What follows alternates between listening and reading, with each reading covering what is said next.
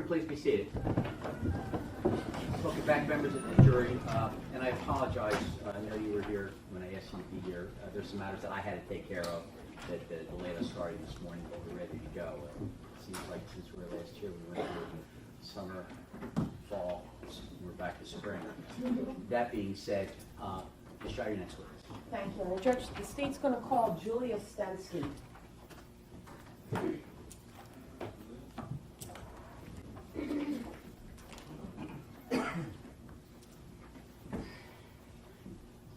Ms. Stensky, I'm going to ask you to come up, stand right before the clerk here so you can be placed on the oath.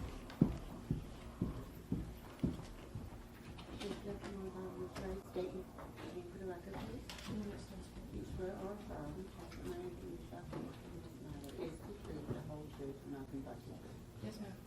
You guys take a seat right there.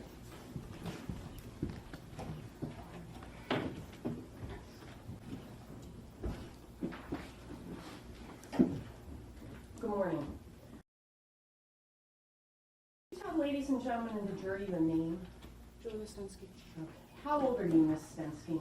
19, Where do you currently live? New York City. Are you a student there? Yes. Where do you attend school? Pace University. What are you studying? Business Economics. When did you start college at Pace University? Fall of 2015. When you started college, did you have a boyfriend at the time? Yes. What was his name? David Joseph Creato Jr. And do you see him here in court with us today? Yes. And can you describe for the I'll stipulate sit my right? court. Thank you. How did you meet the defendant? Online dating site. Do you recall when you met him? June of 2015. Where were you living at that time when you met him? Bucks County, Pennsylvania. Who were you living with? My parents. That summer of 2015, did you have a car? Yes. What kind of car did you have? Honda Accord. And where did you keep the car? At my parents' house.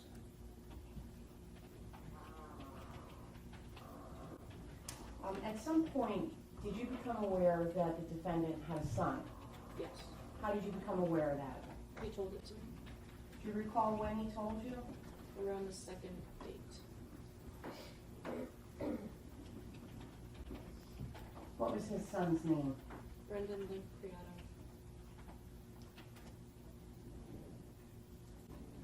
And as far as that summer went, what was your understanding of the custody arrangement that the defendant had with his son's mother? DJ had Brendan Monday and Tuesday nights.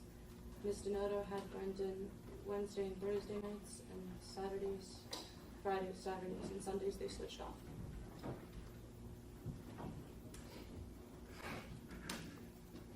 Did you continue to see the defendant all through that summer of 2015? Yes. Okay. And approximately when did you leave to go to school up in New York? I moved away from Pennsylvania in August of 2015. Okay. And you lived in the dorms up at school, right? Yes. After school started, when you were living in New York, when would you see the defendant? I saw him every weekend. Every weekend? Yes. And where would you see him? I would come down to New Jersey. During this time, after you had started school, did the defendant still have his son Brendan every other weekend? Yeah, I believe he did. Yeah. And did you like to spend time with Brendan? Yes. Were there a number of occasions where the defendant would get babysitters when it was his turn to have Brendan? He did that as often as possible. Okay, why is that? I simply asked him to, and sometimes there were times where his friends would come out of state and he wanted to spend time with them too. Okay, so it would be better if Brendan was with a sitter at that time? Yes. Times when Brendan, and who usually watched Brendan? Either DJ's mom or his sister. His sister Sarah? Yes. And would that allow you and the defendant to do your own thing on the weekends? Yeah, for the most part. Times when you traveled down to New Jersey and you would come stay for the weekend, would you spend the nights at the defendant's apartment? Yes. Where was that located? Haddon Township. Where would you and the defendant sleep? DJ's bedroom. How many rooms were in this apartment? 3 total. Okay, so there was a bedroom, and what were the other 2 rooms?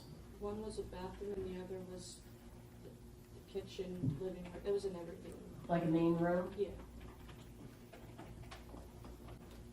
Where did Brendan sleep nights when he spent the night in the apartment and you were there? He slept on the couch in the main room. Was there a door between the defendant's bedroom and the main room? Yes. And nights when you spent the night there, was that door left open or closed overnight? It was usually closed.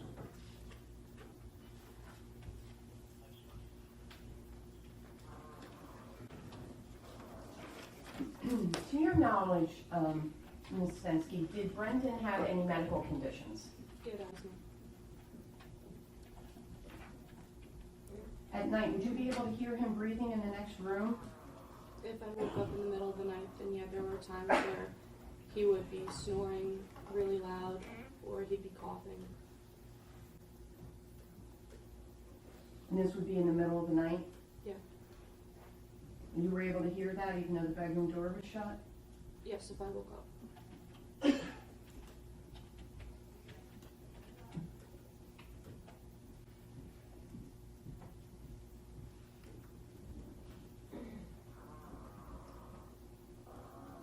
Okay, so you started school in New York in September, is that right? Yes. Did you, when you started school, did you make any friends in the beginning?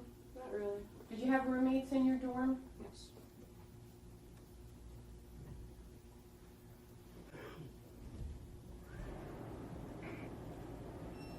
At the time when school started or when classes began, did you start talking to any guys? Yeah. Okay, was there anyone in particular you were talking to? And there was an individual named Giovanni.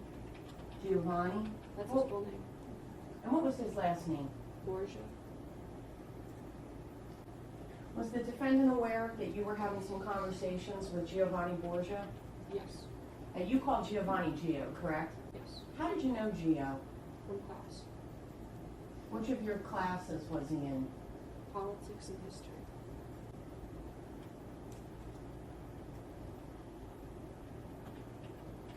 Did the defendant let you know how he felt about the interactions that you were having with Gio? Yeah. And how would you describe them? He expressed concern over the fact that I was speaking to other guys.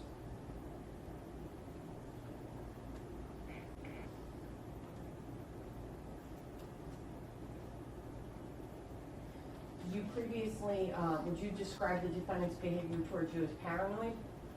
Yes. In what way?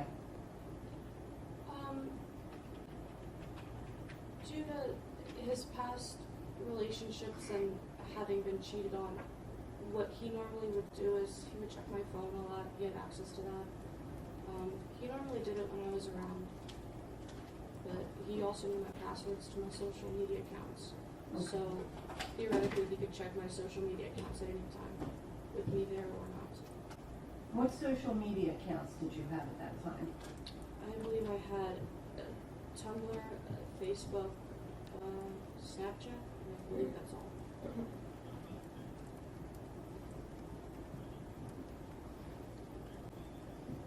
And those social media accounts, they were password protected? Yeah, they had a password. Okay, and did you tell him what the password was? Yeah, he knew.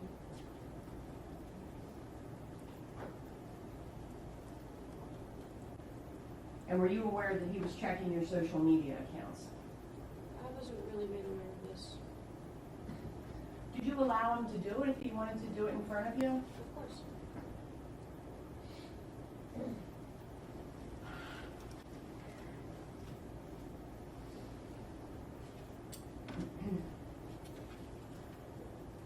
Okay, did the defendant appear to you to be jealous of people you were talking to in school? He sometimes came off that way, yes. Okay, and can you explain that for us? What would he do that would make you think he was being jealous? Well, he would always ask me, what are you talking about? Why is this guy talking to you? Where did you guys hang out? Well, did you hang out? If so, where? What did you do? He would maybe even ask, why did he ask you for help instead of somebody else? Okay. Things like that. Okay. So in particular, I think you mentioned he was jealous of Giovanni Borgia, correct, Gio? That's the only male that I really spoke to in college for more than like 3 seconds. Okay. And when school started in September, did you have an encounter or an incident with Gio that involved some schoolwork? Yeah. And can you tell us about that? Well, he asked me for help on a paper in one of my classes. Don't remember which one it was, but the professor said we needed other people's works for this project, and Gio just came up to me and asked me, and I said sure. Okay, so you checked his work for him? Yeah. Did you also do some editing? Yes.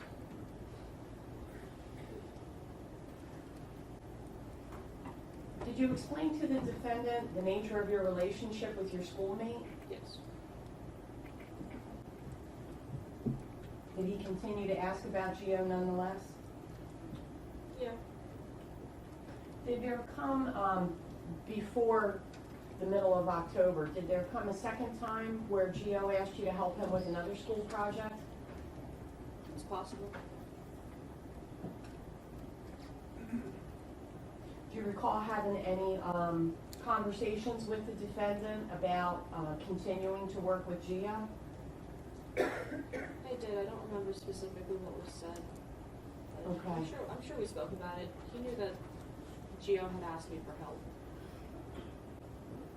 And what did he express to you about that? Did he want you to continue helping Gio or to stop?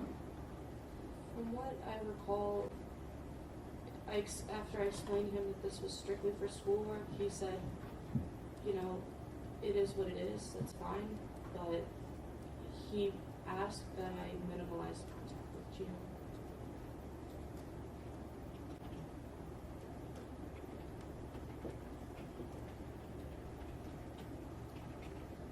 During this time, and I'm referring to the time after you started school, after September, that fall, to your knowledge, was the defendant having financial troubles?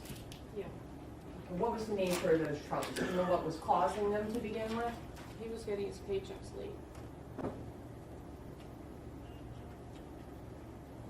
When you first started going out with the defendant, when you first started coming to see him at his apartment, did he have internet service at his apartment? In the beginning of the relationship, yes, he was able to pay for all of the utilities, but there was a point in time, I believe after I went away to school, I don't remember for how long it was, but yeah, he was not able to pay the internet bill. Okay, and that was Comcast, I assume? I think so. It might have been Verizon, I don't know. Okay, but when you came down on the weekends, there was no internet service at the apartment any longer? For a point in time, yes, there was no service. Was it your understanding that was due to financial constraints? Yeah, he couldn't pay for it. Was he having any issues with his car? Yeah, I don't think he was. Do you remember what kind of car he had? Lime green Dodge Dart. Did there come a point that fall where the car was no longer working? I believe so, yeah. Do you remember when that was?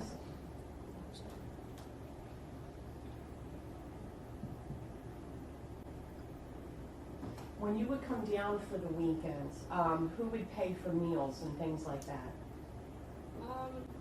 When DJ was not getting paid on time, who brought food in the house was either his parents, his mom would bring groceries, but to go out to get bagels or something, which is what we like to do, sometimes I would be paying for that.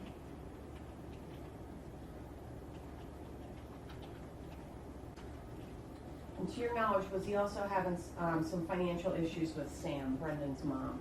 Yeah. Okay, we'll get back to those in just a minute.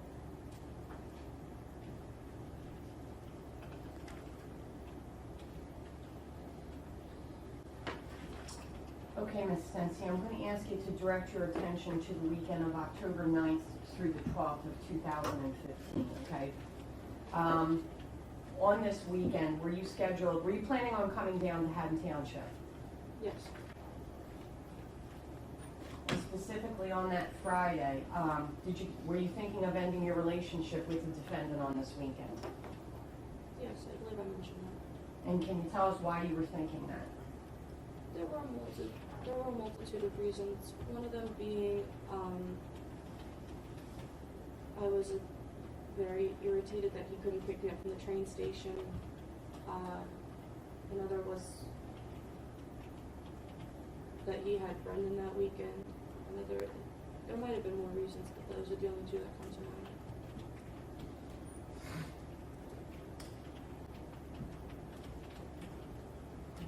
mind. On all the weekends when you traveled to Haddon Township from school, how would you normally get there? I would take a subway to the train station in New York. Then I would take a train from New York to New Jersey, and then DJ would pick me up from the train station in New Jersey and drive me to Haddon Township. And which train station did you normally travel to in New Jersey? Either Trenton or Hamilton. And you would catch that at Penn Station in New York? Yes.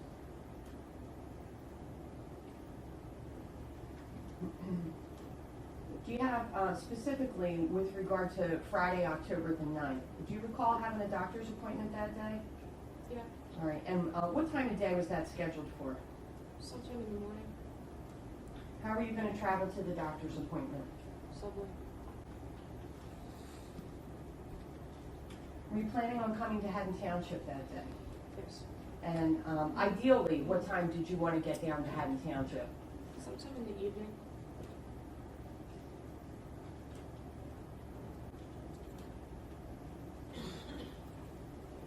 Was there an issue with picking you up from the train station that Friday? Possibly there was. Okay, tell us what the situation was. It could have been his car wasn't functioning and he might have had difficulty getting the vehicle. He also worked on Fridays, and from what I remember, sometimes his schedule was so crazy he didn't know when he would finish. Do you recall what time he was going to be able to pick you up from the train station this particular Friday? Sometime in the evening, 6, 7 7. p.m.? 6 or 7? And because you were already out traveling with your doctor's appointment, where was that going to leave you for several hours? Penn Station. Just sitting and waiting? Pretty much. Okay, and was that one of the things that was irritating you? Yeah.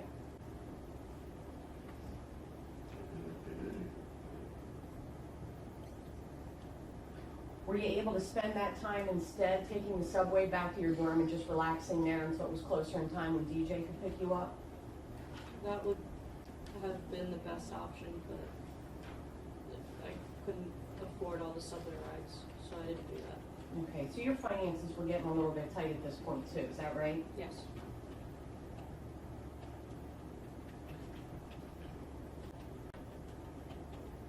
So what did you decide to do? I waited at Penn Station, and then I believe DJ said, I can't get you until much later in the evening, so I said, I mean, I know I ended up coming down, so I did what he suggested I do. And what was that? I take the subway to Penn Station. Well, I was already at Penn Station. I take the train from Penn Station to Trenton. From Trenton, I get onto the subway train to Philly, and then from Philly, I get on a Patco train to Westmont. That's how you got to Westmont on this particular Friday evening? Yes. And did the defendant pick you up from the Patco High-Speed Line station in Westmont? Yes. Do you recall what time you got there? So I didn't. Was it in the evening though? Yes.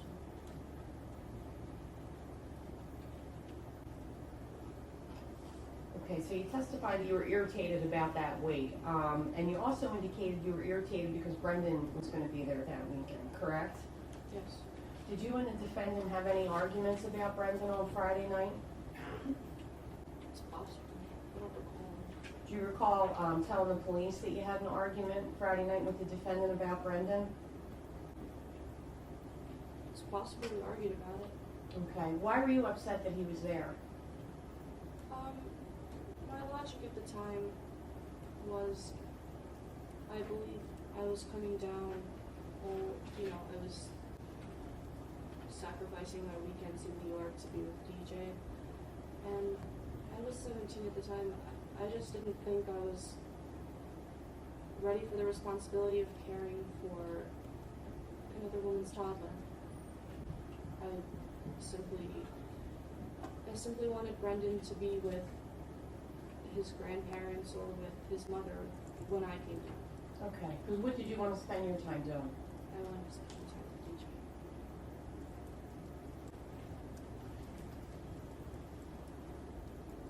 And did you and the defendant have conversations or arguments about that this Friday night? It's possible we spoke about that, yes. Well, when you spoke with the police, you referred to it as an argument. Do you recall that? I can see how it could be an argument.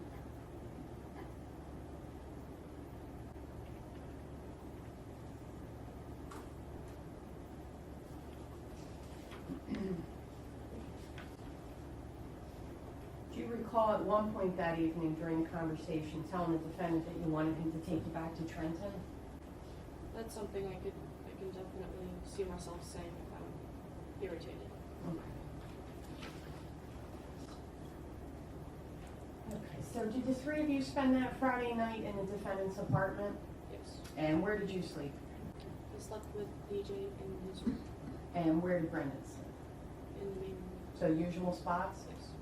Do you recall, what was the plan for Brendan the next day? Were you guys going to have him all day? From what I remember, his mother was going to take him to the zoo and then he was going to spend the night with her. So he was going to spend Saturday night, this would have been, at his with his Yeah, grandma? I'm sorry. Yeah, I meant DJ's mother. Okay. His mother. I apologize. What time did Brendan wake up that Saturday morning at DJ's apartment? I don't know. Was it early? Define early. For a college student? Let me get your statement. I'm going to hand you a copy of the transcript from the statement you gave.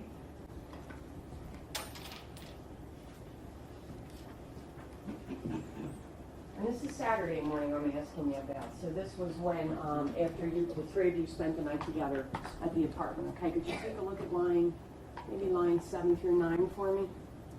Don't read it out loud. Just look up at me when you're done. Okay. Does that refresh your recollection about what time Brendan got up that Saturday morning? Yes. What time did he get up? 7 in the morning. And did he wake you and the defendant up? Yes.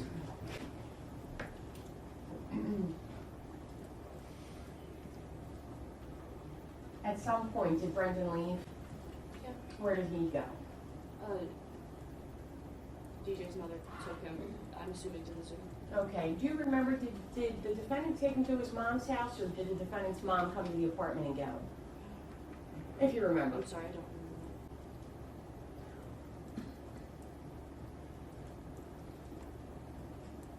What did you and the defendant do once Brendan was with his grandma? I don't remember we did anything specific. I think we just stayed in Haddon Township. Probably just stayed in his apartment all day. Did you have any plans for that evening that you recall? Yeah, I think his friend was in town. His friend from upstate New York, Do you remember his friend's name? Kevin. Had you guys made plans with Kevin since Kevin was in town?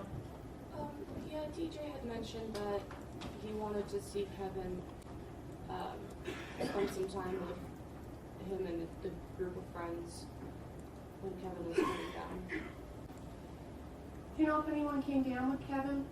His girlfriend. Do you remember what her name was? Where did you and DJ go that night? Kevin's mother's house. And what was going on there? We were drinking and smoking and just talking. Approximately how many people were there? 5, 6, 7, I'm sorry, I don't know.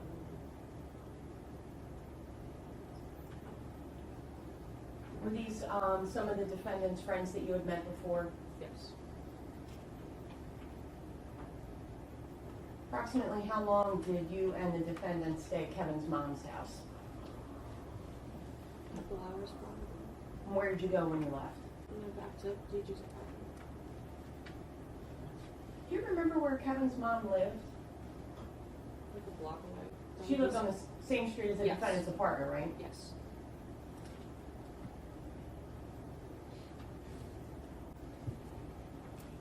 Okay, at some point during this weekend, whether it was Saturday or Sunday, did you and the defendant, discuss Sam, Brendan's mom, possibly taking the defendant to court? I believe it came up in the conversation from what DJ relayed to me that Sam's boyfriend and her mother were asking that she take DJ to court Okay, about Brendan. all right, and why were they gonna go to court? What was the issue? Or why did they want her to take him to court? What was the issue? I believe it was for custody reasons and partially for financial reasons. But I never spoke to Ms. Donato about this person, I just saw this person, I just saw this person, I just saw this person, I just saw. But due to DJ's financial problems, I remember the first week's tuition, DJ's parents covered it. And then after that, DJ just owed Sam money. I don't remember if he was keeping up with that or I don't know his financial status. Okay, did you have an idea of approximately how much money he owed her? Couple hundred.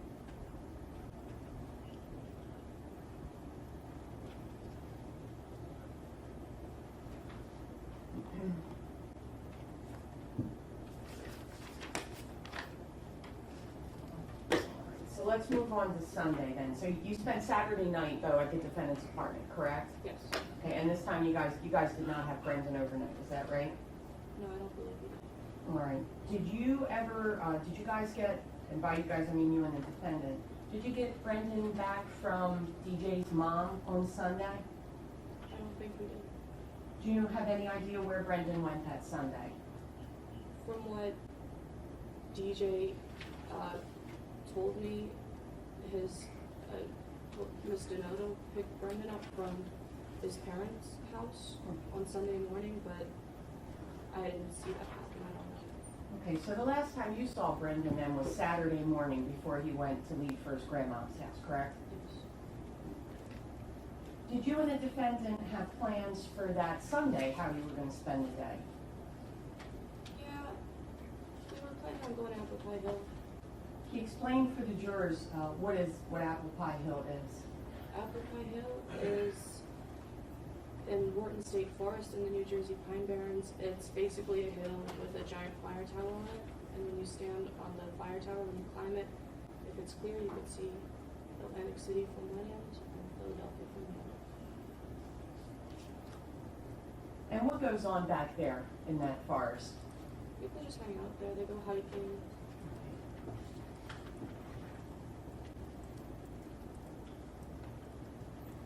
Did you and the defendant make it to Apple Pie Hill that day? No, Do you know why?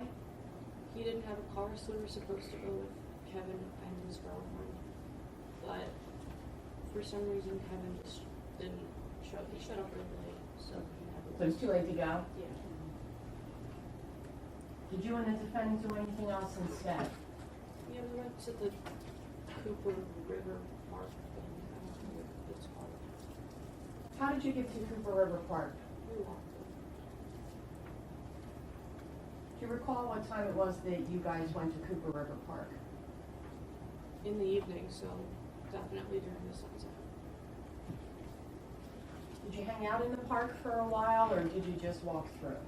We just walked around. Prior to this occasion, how many times had you been down to that park with the defendant? I believe I stated that we've been down there like 20, 30 times, which seems accurate.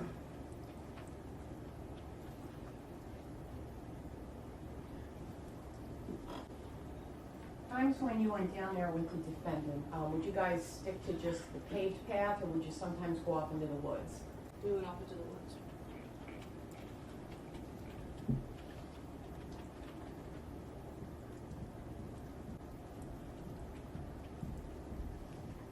All right, so I think you said that, I believe you already testified that Kevin arrived later that evening than you guys were expecting. Do you recall that testimony? Yes. When Kevin arrived, did he have anyone with him? His girlfriend. What did you guys do that night? Drank, probably smoked, and watched TV. And where did you do this? In DJ's apartment, in the main room. Approximately how long did Kevin and his girlfriend stay? Maybe an hour or two. They didn't stay very long because we had to get up early the next morning. What time were you planning on getting up? Around 5.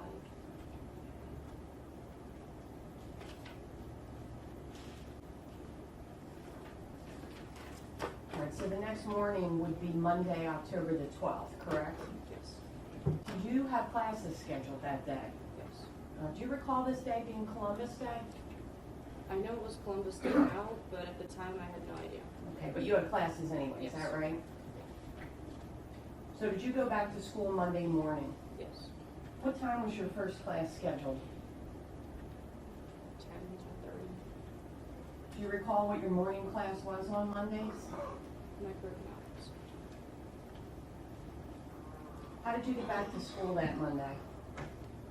DJ drove me to the Trenton train station, and from there I took a train to Penn Station. From Penn Station I took a subway. Which train did you catch in Trenton? An express. Do you go ahead, I'm sorry. 7. I was just going to say, do you recall what time it left the station? Between 6:45 and 7. I don't remember exactly the minute. It was an early train though, correct? Yes. And by express, does that mean it doesn't make any stops, takes you right into Penn Station? It stops at like 3 stops along the route. Okay. Does it skip some? Yeah, it's good for most of them. Okay. So it'll get you there faster? What time does that train usually get you into New York City? Around 8. And in order to catch this train, what time did you and the defendant leave his apartment? 5:45, 6.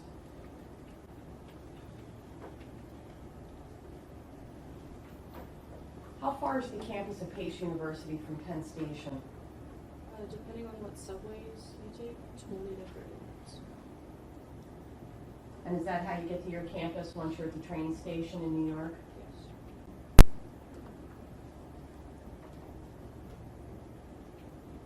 Did you go to your classes that Monday? Yes. And did you have occasion during the day to talk or communicate with the defendant while you were at school? Yes. What kind of things did you talk to him about on this day? Usual things. We probably spoke about my classes. Probably was telling me something about work. And from the testimony I gave, I think he mentioned his car. Okay. Did he tell you there was something wrong with his car? Yeah, something about insurance not being able to cover it. And it was damaged.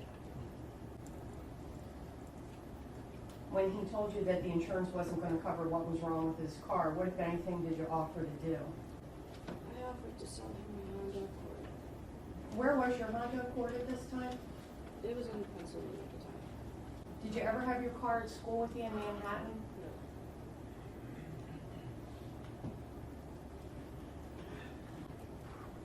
No. In the context of discussing your classes with you, did the defendant start to ask you questions about other guys at school? It's possible. I mean, yeah, he knew I had classes with a guy, Gio. Do you have any specific recollection of the things he was asking you that day? No. Do you recall at the time when you gave your statement to the police, this would have been the next day, is that right, on October 13th? And do you recall telling the police the kinds of conversations you were having with the defendant? Yeah. At the time, yeah.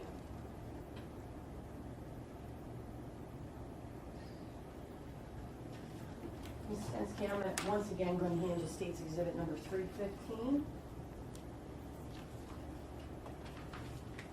I'm going to ask you to look at page 39. And bear with me for a minute.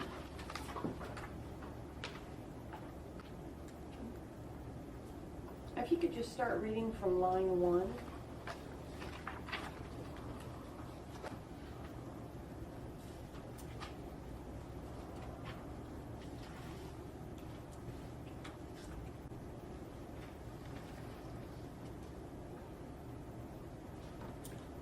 And I guess just down to about line 9, which you're probably there already. And does that, did you get a chance to read it? Okay. Does that refresh your recollection as to any questions he asked you about guys? Yeah, I said that he asked me if any guys had talked to me. Okay, and that was while you were in your classes, correct? Yes. Okay. And what did you tell the police right after that? How did that make you feel when a defendant would ask you questions like that? Rolled my eyes when I said it. Was it annoying?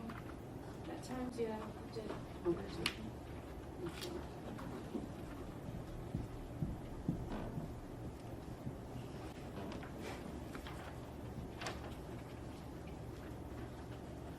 Now, all those conversations, I'm calling them conversations, all those communications that you had with the defendant with regard to his car, with regard to your classes, what was going on, his work, and other guys trying to talk to you, were those conversations that you had over the phone, or was it texting?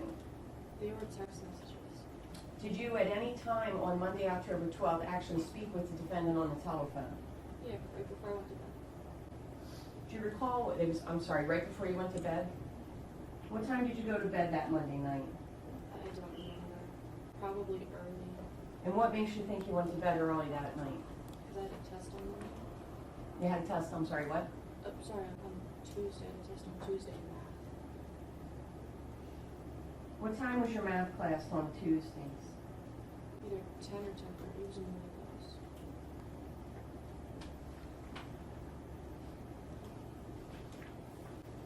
What do you do with your phone when you go to bed?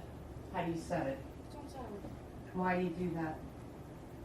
At the time, my phone was always on silent, but especially when I sleep, I put my phone on silent so that I can actually sleep.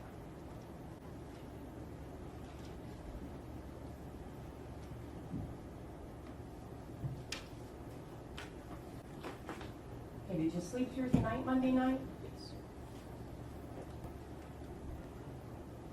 Approximately what time did you wake up on Tuesday morning? 9:30, 9:45.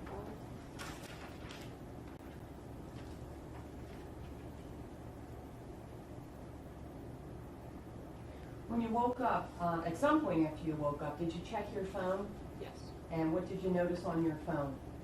I saw a bunch of missed calls from DJ, a text from him, and I saw a missed call and a voicemail from a detective. I didn't know it was a detective at the time, but I listened to the voicemail. It was from a detective. When you saw that you had missed messages and missed calls from the defendant, what did you do? I texted him back, I think, because that's what I normally do if I receive a text. And I'm sure I tried calling him, but I couldn't get a hold of him.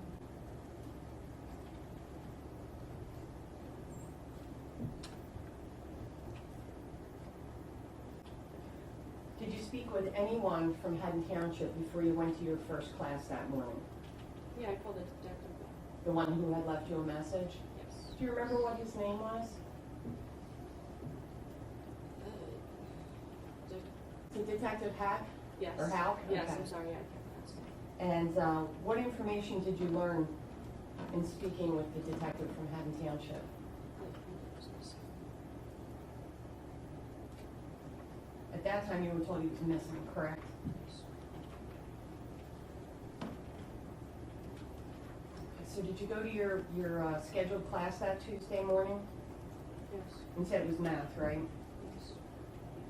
What did you do, or where did you go when your math class was over? Stayed on the campus. Probably went back to my dorm.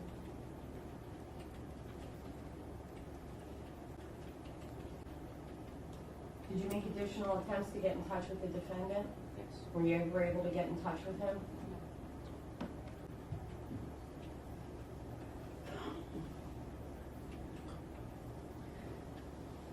Later that Tuesday afternoon, did you travel from New York City to Haddon Township? Yes. And what was your purpose in doing that? The detectives called me sometime after my test ended. They asked if I could come down for some questioning. I said yeah. How did you get to Haddon Township? Subway to Penn Station to Hamilton, and then they picked me up from Hamilton and drove me to the police station. The detectives did? Yes. And at that time, did you give them a statement that was recorded? Yes. And that's the same statement you were looking at to refresh your recollection, correct? Yes. And did the detectives want you to give a DNA sample? Yes. Did you agree to do that? Yes.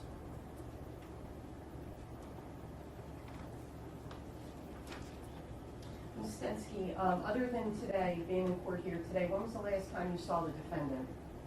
January 11th, 2016. When was the last time you spoke with him? Same day.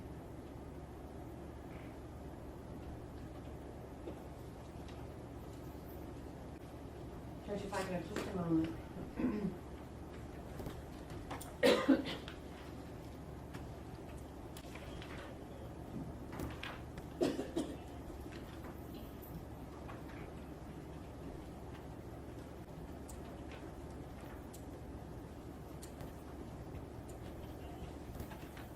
I don't have any other questions for Ms. Stensky. Thank you. Thank you. Cross-examination. Thank you, Your Honor.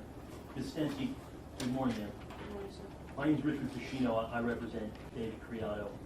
I'm going to ask you some questions. If I ask anything you don't understand, or if you don't hear me, you just tell me, okay? I'll ask it a different way. Understood. Ma'am, you and I have never spoken before, right? Understood. Yeah. Is that correct? Yeah, I've never spoken. Okay, we've never met before or anything like that. I do not believe they have. Okay. So we didn't have the opportunity to prepare for your testimony today, fair? Okay. Ma'am, you said that you met DJ on Tinder? Yes. Over the Well, I summer? said a social media site, but yes, it was. I'm sorry, okay. And at some point, you actually started working for his father's window company, right? It was a home improvement company, but yeah. And how long did you work there? A month or two? Just in the summer before you Yes. went to school? Yes.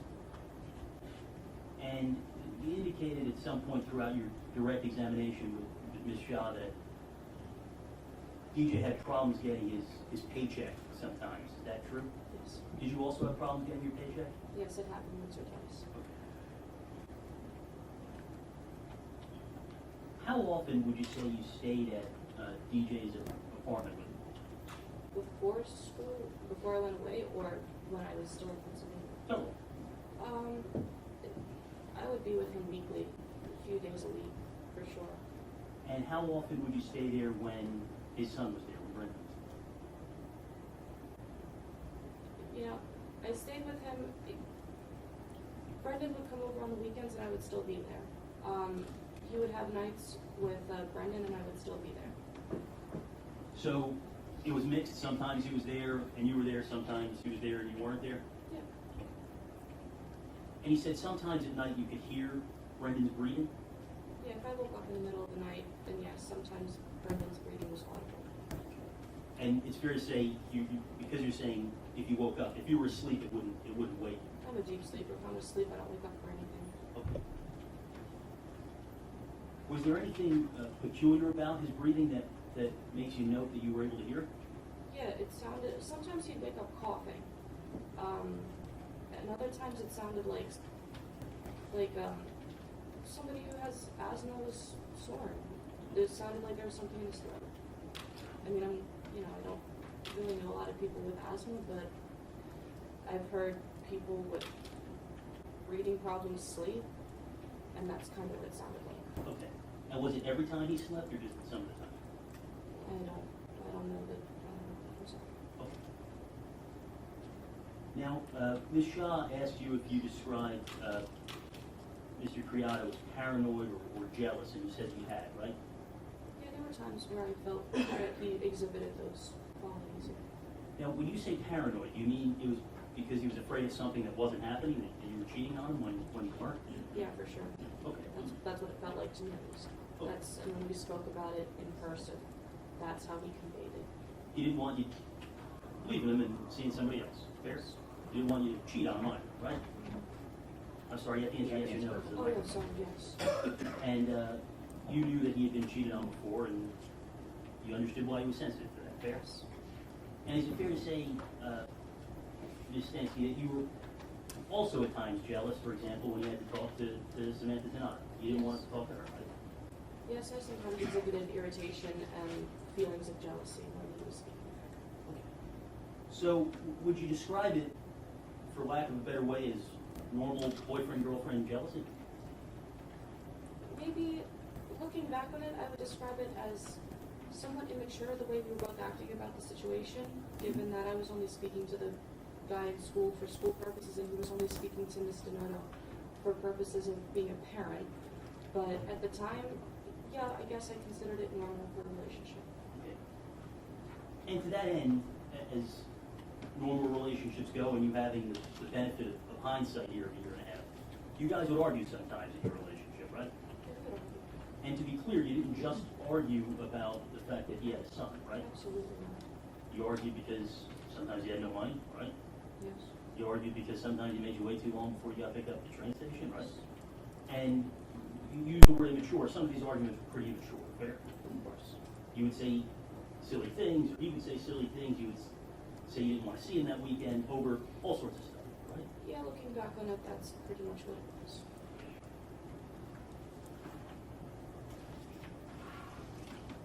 You said that he had the passwords to your social media accounts. Yeah. Did he get them from you surreptitiously, or did he just ask you for them? Did you just give them to him? I think I gave it to him. He asked me for it, and I said, this is my password. And after he had it, you never went to change it or anything like that, right? No, my logic was I had nothing to hide.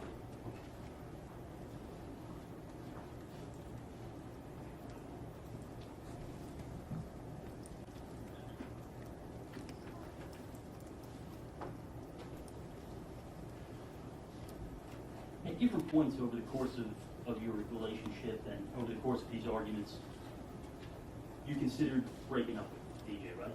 Yes, that thought crossed my mind. And the same way the arguments weren't over one issue, is it fair to say that your consideration of breaking up with him was over a number of reasons? Yes. Again, money, distance, you're being in school, well, he's at work in New Jersey, fair? Yes. You didn't like that he had a son, right? That was an aspect of his life that I was not very thrilled with. And you told him about that, right? Yes, I made that. But you also told him about that you didn't like when he made you wait at the train station or the other things that you didn't like. Fair? Yes. At some point over the course of your relationship, you suggested to him that he do something like surrender his parental rights or just pay child support or something like that, right? Yeah. You wanted him not to see his son. There were times where I felt as if maybe paying child support to Mr. Noto would be better. There were times where I thought that it was better if he gave up his rights and his parents had legal custody of Brendan, like in court, on paper. There were times where I thought that would be a smarter idea. And you suggested that to him?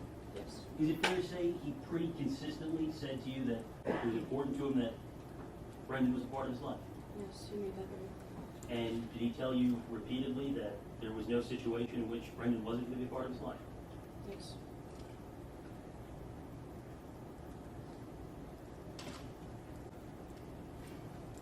In the time that you spent at Mr. Creato's apartment, again, before you went away to school and after when you come back, did you have a key to get in? No. Never. Do you know, was it your habit or was it his habit, if you saw, to lock the doors? I just did what DJ did, and I saw DJ. Sometimes he'd lock the doors, sometimes he wouldn't. I think I might have asked him about it at one point, you know, why don't you lock the doors all the time? I don't remember the response he gave. But, I mean, if he wanted the door locked, for example, he'd let me know, or he'd do it himself. Otherwise, I would just leave it open. And when I say the door, I'm talking about the outside door to the street, the driveway, okay? I'm talking about the door to his apartment, I'm not talking about his bedroom door. Is that what you're saying, you mean? His bedroom door never locked from the outside, or as far as I remember, he never locked his, the door to the apartment, from what I remember, it was difficult to lock because nobody had a key to the deadbolt, I think that's what was going on. So you could only lock it if you were inside the apartment. Okay. And whatever the reason was, did you ever see him lock that door with that? Well, let me ask that differently. Did he regularly lock that door to the actual apartment? It's no recollection now. And the downstairs outside exterior door, the one that goes out to the street, to the driveway. Do you remember him locking the deadbolt on that regularly? It's difficult to say because the door that led to the street, it wasn't just up to him if it was locked or not. For a certain amount of time, there are two apartments upstairs, and for a certain amount of time, for a few months when I was with him, there was somebody else living in that second upstairs apartment, so they were also in charge of locking or unlocking the door. So I don't remember if he necessarily kept the bottom door locked or not. I'm sorry, I can't answer that.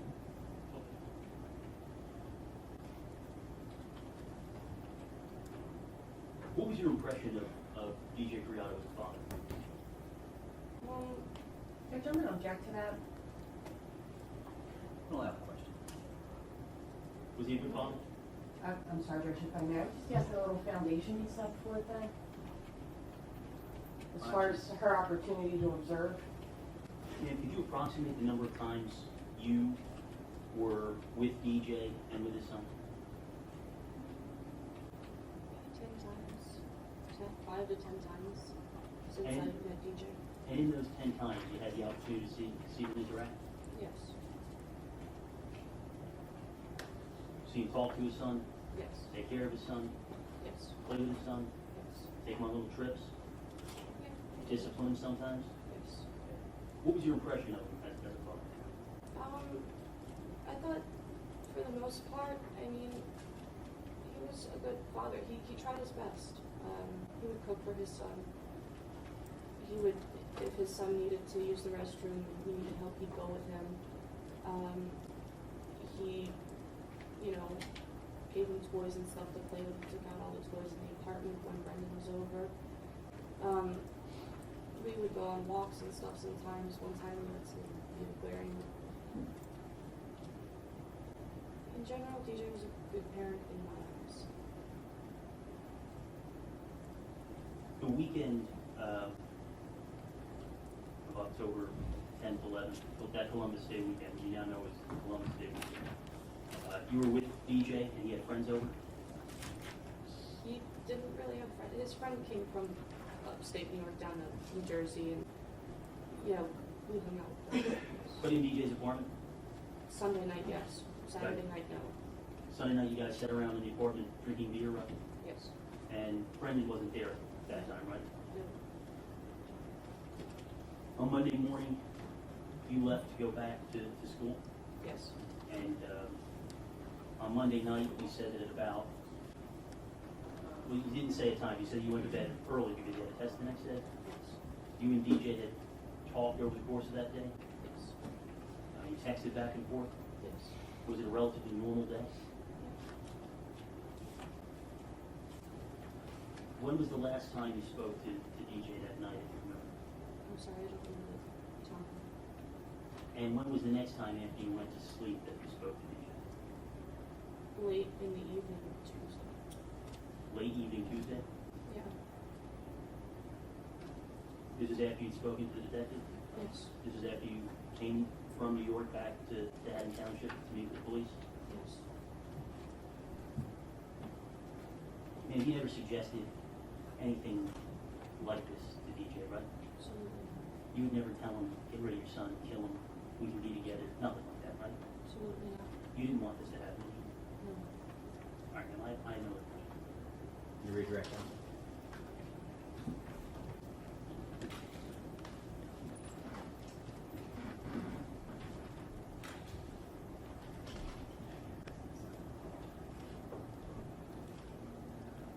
Judge, I don't have anything. Thank you, Ms. Stensky. Yes, thank you very much. Next witness.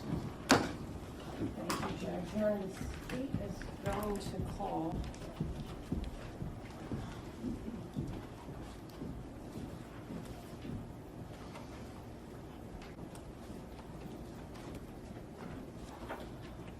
Make sure I have the file, Judge. Actually, Judge, can I have just a moment to advise the witness they can depart? Thank you.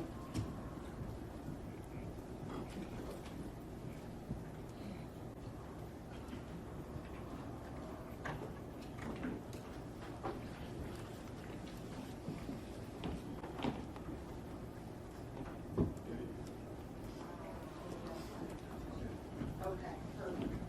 Judge, the state's going to call John Rowland.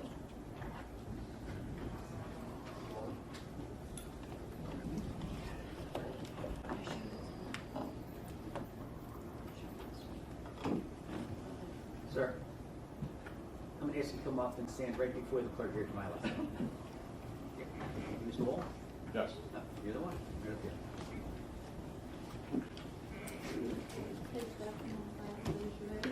State your name for the record. John Wall. You swear or affirm testimony that you shall give in this matter is the truth and the truth and nothing but the truth. Yes. Thank you. So may I have a seat right there?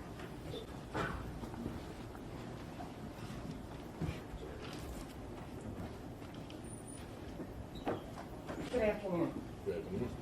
Mr. Rowland, are you currently employed? Yes. What is your occupation?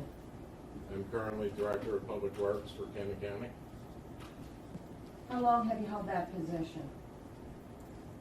Since the end of January 28th, actually. What did you do before you were the Director of Public Works? I was the General Supervisor of Camden County Parks. How long did you hold that position? As General Supervisor, approximately 6 years. And how long altogether did you work for the Camden County Parks Department? 16 years. So you were the General Supervisor then in October of 2015? Yes. Can you tell us what your duties were as the Director, or I'm sorry, as the General Supervisor of Parks? General duties was I was in charge of all operations. What did that include? That included everything from taking trees down to planting flowers to maintaining the water levels. Okay. Playgrounds? Absolutely. Playgrounds, trash, parking lots, any safety issues. And were you responsible for all the parks in Camden County? Yes. And did that include Cooper River Park? Yes. Can you tell us what towns in Camden County does the Cooper River run through? Wow. Generally. Cherry Hill. Almost all of them. Yeah. Cherry Hill, Pennsauken, Westmont, Collingswood. And Camden too? No. Cooper River doesn't hit Camden? No. Does it change names there? Yes. What's the name of it once it's in Camden? Part of it is considered Kane Avenue, and then it goes to Farnham Park. All right. Is there a dam on the Cooper River? Yes. Where is it located? It is located right off of Kane Avenue itself. Okay. It's a small spur located between the pub and the driving range on 130. Oh. As the General Supervisor of the parks, were you responsible for the management of that dam as well? Yes. What kind of dam is it? How does it work? It is 2 tidal gates that are controlled by a hydraulic motor.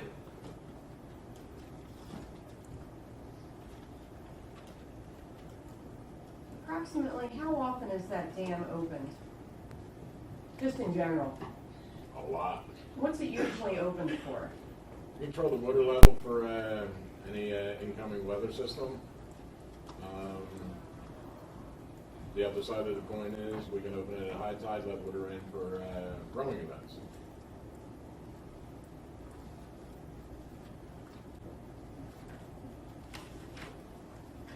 All right, in 2015, was there a large project going on at Cooper River Park? Yes. What was the project? That was the beginning of the dredging of Cooper River. Do you recall the name of the construction company that was performing that work? Mount Construction. Which part of the river was being dredged? There was no active dredging going on at that time. Oh, okay. What was going on at that time? The construction company was waiting for the permit to kick in for dredge, so they had decided to do the bulkheads for the drainage pipes that lead into the river. Okay. But going back to, which section of Cooper River was this work being done on? Various sections. Okay, in between what two main roads, if you can? Between 130 and Cuthbert? Okay, so this was essentially the Pensauken, Collingswood, Westmont area Yes. of the river? Yes. When did this project begin, approximately? Approximately staging started in August. So it was still ongoing in October of 2015? Yes. I'm going to ask you to direct your attention to October the 13th of 2015. Were you working that day? Yes. Did you receive any requests with regard to the dam? Yes. Who made a request of you? Mount Construction. What did they want you to do? Lower the river. Did they tell you why? Yes. And what was the purpose? That they were installing the new bulkheads for the drainage pipe and needed to remove the old ones. Okay, you used that term before, a bulkhead, I believe. Can you tell us or explain to us what a bulkhead is? Sure. If you see a drainage pipe going into a body of water, you usually see the large concrete placement there. That is what I'm referring to as a bulkhead. And as part of the project at Cooper River, were those to be replaced? Yes. And how would lowering the level of the river assist in installing those bulkheads? That they would actually be able to put eyes on the footings and not have to guess through a depth of water. Do you recall when you received this request to open up the dam? October 12th. I mean, approximately, oh, so it was the day before? Yes. Okay. What time were you planning on opening the dam? On the 13th, Yes. I was there approximately 9 a.m. Is there any significance to that time in you opening the dam? Yes. And what would that be? Low tide on the Delaware.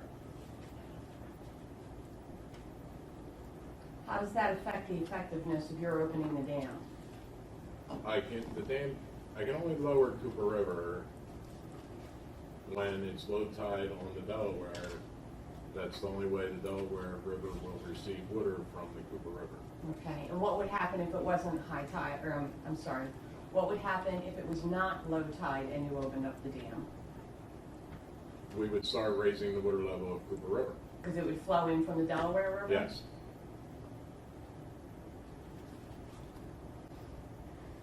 All right, so on Tuesday morning, approximately what time did you arrive at the dam? 9 a.m. And what did you do when you arrived there? Open both tidal gates in order to get the water flowing out as quick as possible. So what happens to the water in the area of Cooper River when you open up those gates? Does it drain into the Delaware River? Yes. And do you have any idea, or can you approximate for us how much water is released from Cooper River into the Delaware River? That's a tough estimation of water, but on a good day, knowing that that project's going on, I could drain the river at least 1.5 feet.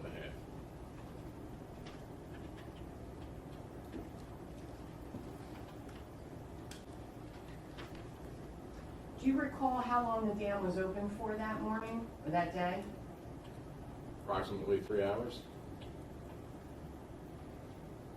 And did you close the dam back up after 3 hours? Yes. And again, explain to us why you would close it up at that point. If not, the tide would be coming back in and it would raise the level of the water of Cooper River and negate what I just did. I'm going to ask you to look at States Exhibit 94, which is It's a map, and I'm going to ask you if you recognize the area shown in this map.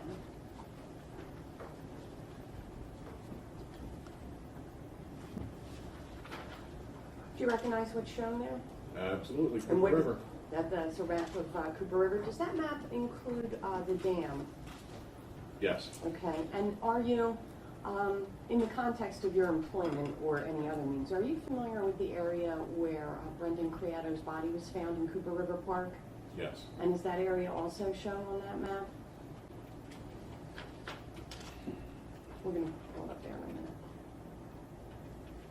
It's down in here. Okay. Looking at that map, is that a fair and accurate representation of the layout of Cooper River?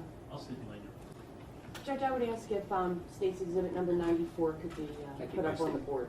By stipulation, you're offering evidence, Yes. and by stipulation, you'll be in evidence, yes. So the area where Brendan Creato was found is at the very bottom of the map, correct? Lower, looking at it, lower right-hand corner. Okay, I'm going to ask you to step down to the television with me if you would.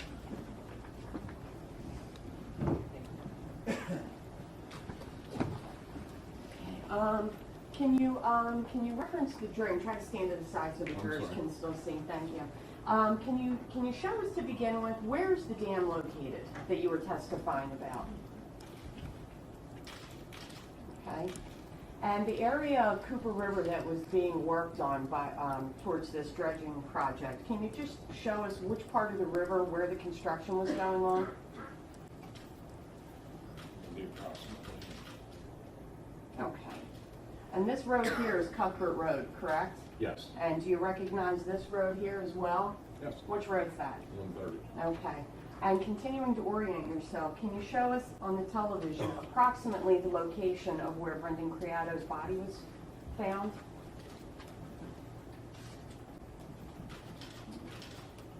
And do you see this long line up and down? Yes, Do you recognize what that is? yes. What is it? It's actually it's a railroad line. Okay, there's railroad tracks that run through those woods, correct? Yes. Okay. So can you explain to us, if you open the dam all the way up behind the village strip, what effect, if any, would that have on the river this far away from it and back in the creek where Brendan was located? Would there be an effect? Yes. What would the effect be?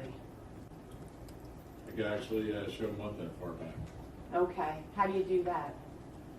Just because the water's shallow and I'm drafting from upstream into the Delaware River. Okay. Okay. You can hop back up there if you would.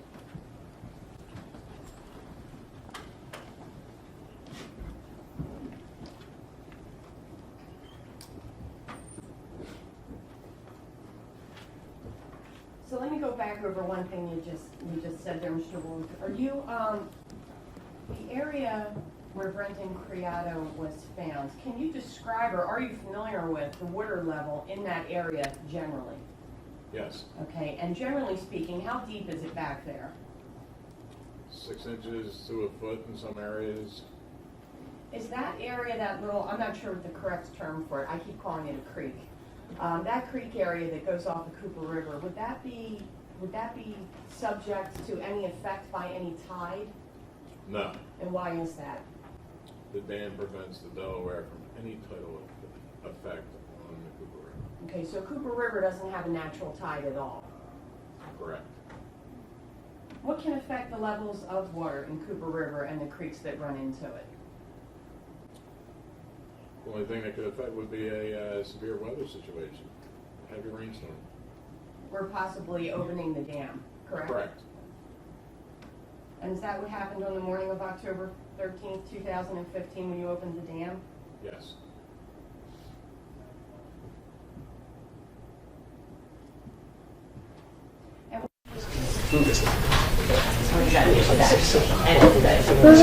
Where are you going?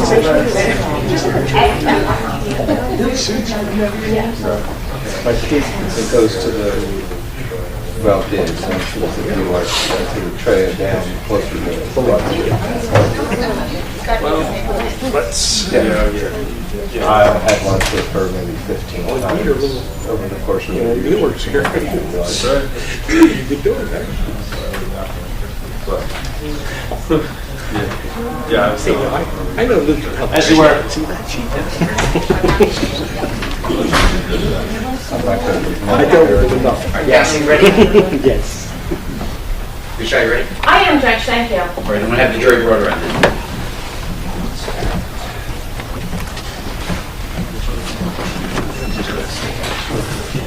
It's not anybody come in, I'm already standing up. Back is killing me.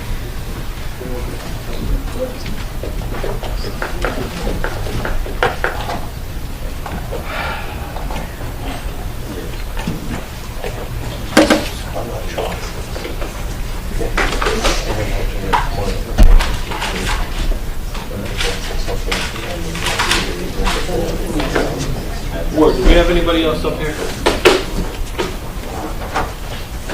Yes. We don't have fourth floor holder, right? Yeah.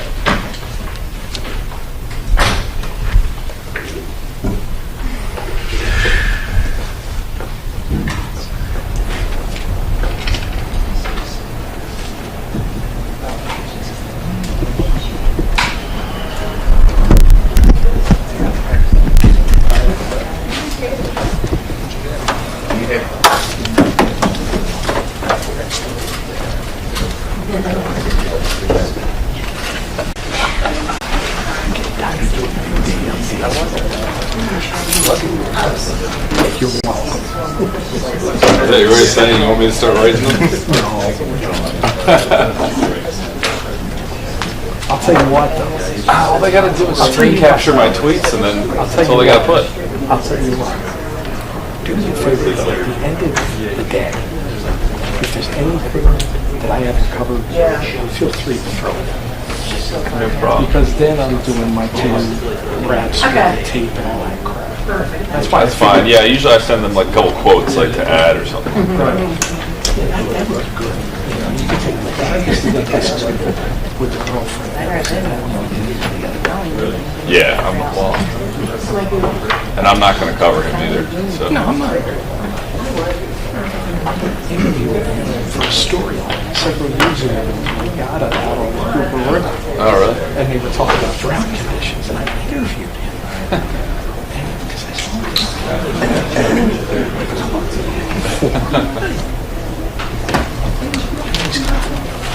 Yeah. Please rise.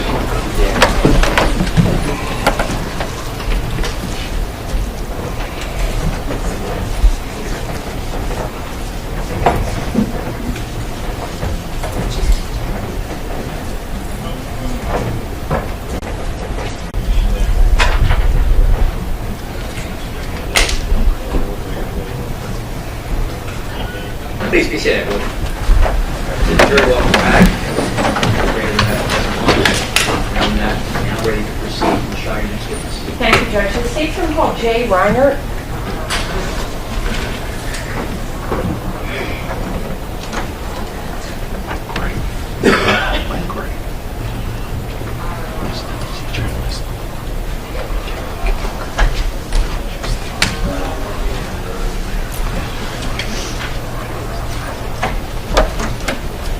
I'm going to ask you to come up, Sarah. Come with me right here to my left. State your name for the record, please. Jay Reiner. You swear or affirm the testimony that you shall give is the whole truth, nothing but the truth. Sir, Ms. Yancy, right here.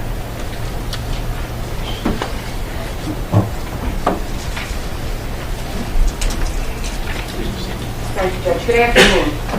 Mr. Reiner, can you tell ladies and gentlemen of the jury, where do you live? I live at 243 Virginia Avenue in Haddon Township. Okay. And is your residence located at an intersection? Yes, the corner of Locust and Virginia. How long have you lived on Virginia Avenue in Haddon Township? Almost 20 years. Who do you live there with? My wife, Joanne, and 2 children. Are you employed? Yes, self-employed. And what is your occupation? I'm an architect. Where do you work out of? I work out of my home. I'm going to ask you if you would please direct your attention to October the 13th of 2015. Do you recall that day? Yes, I do. Did you receive any calls from Haddon Township early that morning? A reverse 911 call. Can you explain to us what that is? What call you received?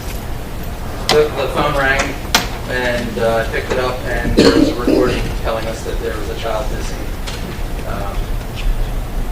in some In Haddon Township? Yes.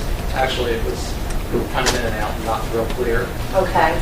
but it did inform me that there was a child missing. And what were you doing early that morning?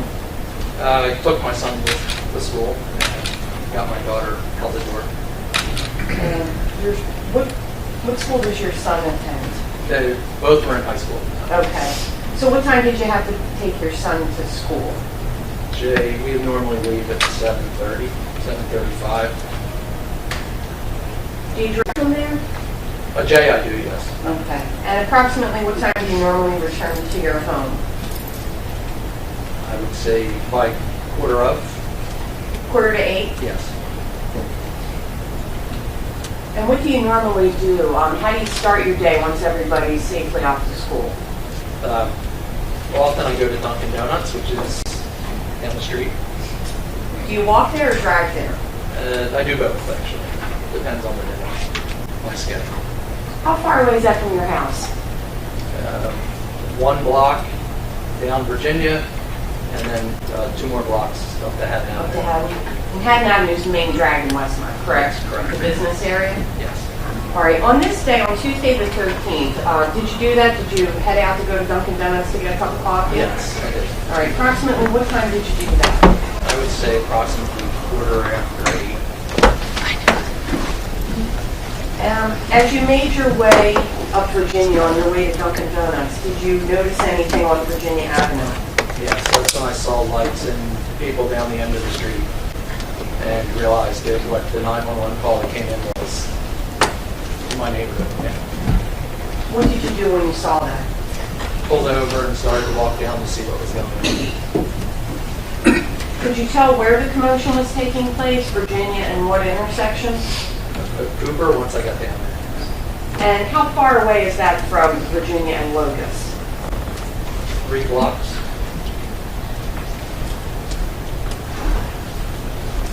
What did you find out when you walked down to where the commotion was occurring? That the boy was in fact missing, and there were just people all over the place at that time. And did that include a lot of people from the neighborhood? Yes. In addition to all the law enforcement Yes. personnel? All right. Was law enforcement at that time making any requests of residents in the area? I ran into a friend and his wife, and they had said that the police had said, go check your own property, and, that would be a big help. So, Did you do that? yeah, so that's what I did. All right. Did you walk back to your house, or did you pick up your car at some I point? picked up the car and headed back. All right. Did you check your own property? Yes, my hot tub and my trash can. Okay. What did you do when you finished checking your own property? I decided that I would, walk out to Edison Woods Okay. and take a walk through the woods. Where are the Edison Woods located in proximity to your home? Down Locust Avenue, about 3 long blocks. And there's an entrance into And the that's woods? the entrance. It's along the railroad tracks there where New Jersey Transit travels. So how did you get down to the end of Locust Street to where the woods begin? I took a walk down. And you said this is about 3 long blocks from your house? Yes. All right. Can you describe Edison Woods for the jury, please? Edison Woods is a place where a lot of the high school kids party. Okay. It's a densely wooded area, hilly for New Jersey, I would say, Okay. and it's actually a very nice place to be. Okay, and you've referenced some railroad tracks. Where are the railroad tracks in reference to the woods?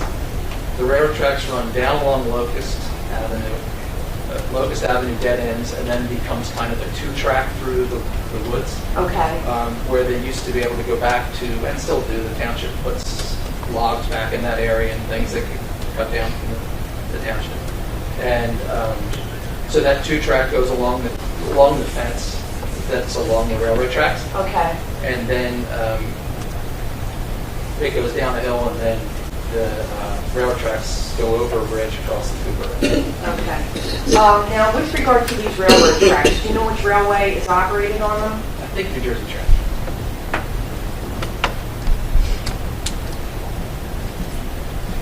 To enter the woods from Locust Street, do you have to go through a gate of any sort?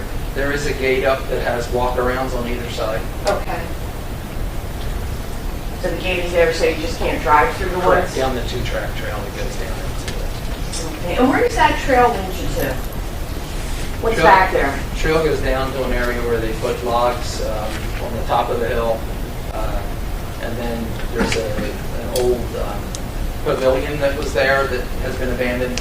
The roof is gone, the stone structure is still there. Okay. That's kind of the kids' hangout area, Okay. and there's a rope swing there. So how far did you follow this trail that more or less tracks along with the railroad tracks?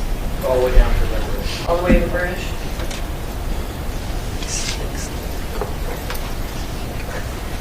Approximately how far would you estimate that it is from the time you pass that gate till you get to the railroad bridge? How far do you have to walk through the woods to get there? 500 yards maybe, something like that. It's up and down, so it's kind of hard to tell. Okay. Now, you've indicated that there's a bridge with the railroad tracks, and what body of water does that bridge go over? It's the branch of the Cooper River. Do you recall anything about the water level that day when you were out there in the woods? Nothing remarkable. It wasn't high and it wasn't low, but from what, Okay. I'm used to seeing, and I'm not in the woods constantly. Let me ask you this, because I don't think I asked you this. What was your purpose in going into Edison Woods? Look for a small boy that was missing. Once you reached that bridge, where did you go? I couldn't quite get under the bridge, so I started following up the river as it went along the bank. And if you followed the river along the bank from the bridge, where does that lead you? Into the marshy area, and then, so I didn't go into kind of the point. I started to cut more across to where I know a creek runs Okay. through there. And so that's when I came out of the creek. Okay. And what did you see when you arrived at the creek? I saw an officer standing with a child and a mother.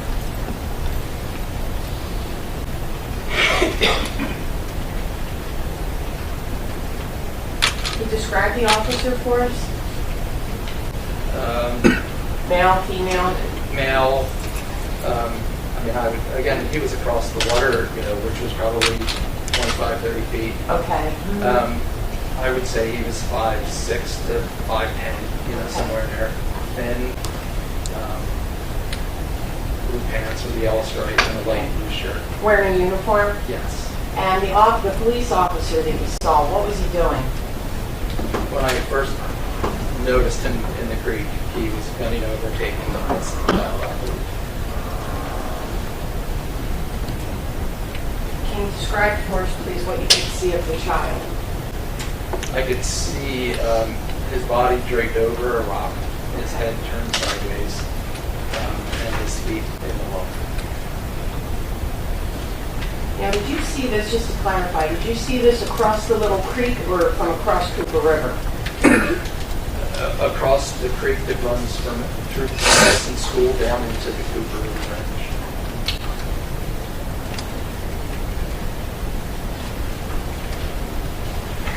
Did you say anything when you saw the officer? I asked the officer if that was the child. And what did the officer... It was a silly question at that time. It was a response to something that I was just not prepared to see. Did the officer see you? Yes. How do you know that? I had called out, is that the child? And he told me to, leave the forest. Did you do that? Yes, I did. Did you see anybody as you were making your way back out of the forest? Not in the wooded area. When I left out the wooded area, I saw a gentleman with a dog who had asked about, going back in the area. What did you tell him? I told him that there was a police officer back there who asked me, told him to leave the forest, and that he shouldn't go back.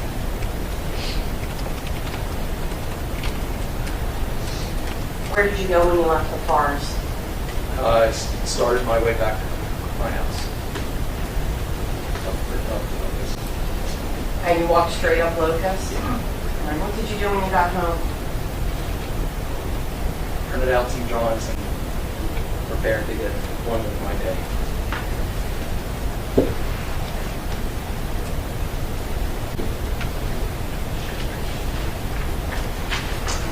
So Reiner, I'm going to ask you to, I'm going to hand you a copy of State's Exhibit 313 and 314. Judge, these are stipulated to?